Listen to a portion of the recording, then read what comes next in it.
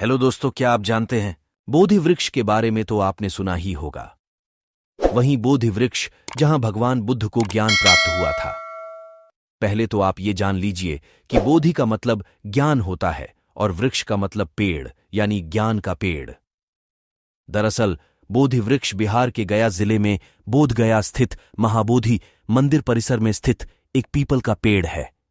इसी पेड़ के नीचे ईसा पूर्व 531 में भगवान बुद्ध को ज्ञान प्राप्त हुआ था। इस पेड़ की भी बड़ी विचित्र कहानी है, जिसके बारे में शायद ही आप जानते होंगे। आपको जानकर हैरानी होगी कि इस पेड़ को 2 बार नष्ट करने की कोशिश की गई थी, लेकिन हर बार चमत्कारिक रूप से यह पेड़ फिर से उग आया था। बोधि वृक्ष को नष्ट करने का पहला प्रयास ईसा पूर्व 3री शताब्दी में किया गया था। वैसे तो सम्राट अशोक बौद्ध अनुयायी थे, लेकिन कहते हैं कि उनकी एक रानी तिष्यरक्षिता ने चोरी छुपे वृक्ष को कटवा दिया था।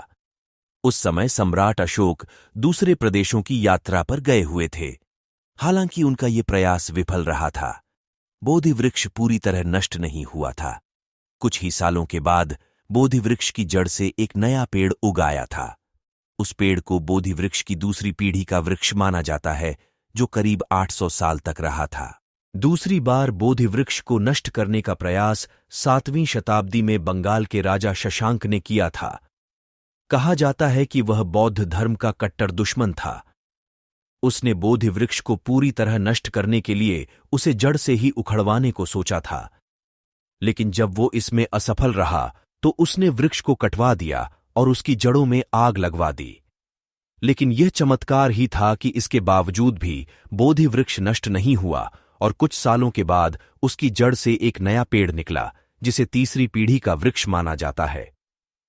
यह वृक्ष करीब 1250 साल तक रहा था।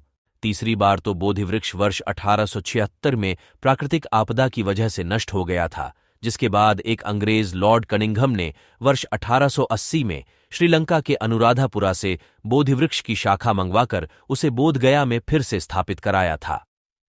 यह बोधि वृक्ष की पीढ़ी का चौथा पेड़ है, जो बोध गया में आज तक मौजूद है। दरअसल ईसा पूर्व 3री शताब्दी में सम्राट अशोक ने अपने बेटे महेंद्र और बेटी संघमित्रा को बौद्ध धर्म का प्रचार प्रसार करने के लिए बोधि वृक्ष की टहनियां देकर उन्हें श्रीलंका भेजा था। उन्होंने ही अनुराधापुरा में उस वृक्ष को लगाया था, जो आज भी वहां मौजूद है। आपको बता दें कि अनुराधापुरा दुनिया की सबसे प्राचीन नगरियों में से एक है। इसके अलावा यह श्रीलंका की 8 विश्व विरासत स्थलों में से भी एक है। विज्ञापन: बोधि वृक्ष की एक शाखा मध्य प्रदेश की राजधानी भोपाल और विदिशा के बीच सलामतपुर की पहाड़ी पर भी मौजूद है। दरअसल साल 2012 में जब श्रीलंका के तत्कालीन राष्ट्रपति महिंदा राजपक्षे ने भारत का दौरा किया था, उसी दौरान उन्होंने यह पेड़ लगाया था।